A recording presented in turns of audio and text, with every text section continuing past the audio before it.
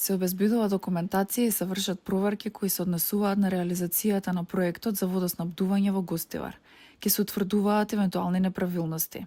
Официјално потврдуваат од Управата за финансиска полиција за телевизија 24, повикувајќи се на член 289 од ЗКП, дека действијата кои се преземаат во предистражната постапка се сметаат за тајна со цел успешно обезбедување на доказите, не споделуваат дополнителни информации. По однос на вашите прашања, ви информираме дека од страна на овластените службени лица од Управата за финансиска полиција се преземаат мерки и активности, се вршат проверки и се обезбедува документација по наредба на Основното јавно обвинителство Гостивар во врска со предметот кој се однесува на реализација на проектот за водоснабдување во Гостивар со цел утврдување на евентуални неправилности и инкриминирани дејствија во рамки на надлежноста на управата.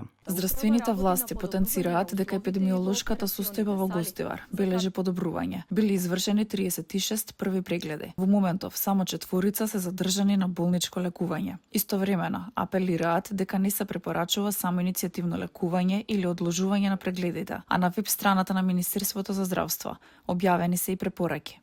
Надлежните здравствени институции продолжуваат со засилен епидемиолошки надзор, обработка на податоците, анкетирање на пациентите и координирано спроведување на сите неопходни мерки за заштита на населението.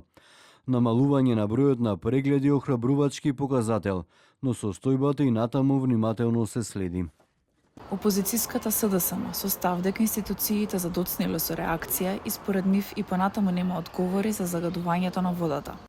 Дури денес Министерството за здравство носи некакви препораки за рано детектирање и откривање симптоми за жолтица, кога веќе епидемијата има многу силен замав. Имате вода која што е загадена со колиформни бактерии, која не само што не е за пиење, не е ниту за туширање и се дава препорака да се користи, замислете, техничка вода. Која контролира техничката вода? Од каде имаат рестораните техничка вода? Храна се мие со таа вода во рестораните за свадби. Пред 10 дена, владата донесе одлука за прогласување 30-дневна кризна состојба на територија на Гостивар, образложувајќи дека локалната самоуправа не може да се справи со состојбата. Тогаш и судот определи 30-дневен притвор за Артана Асани, Леон Нуредини и Вадедин Дервиши.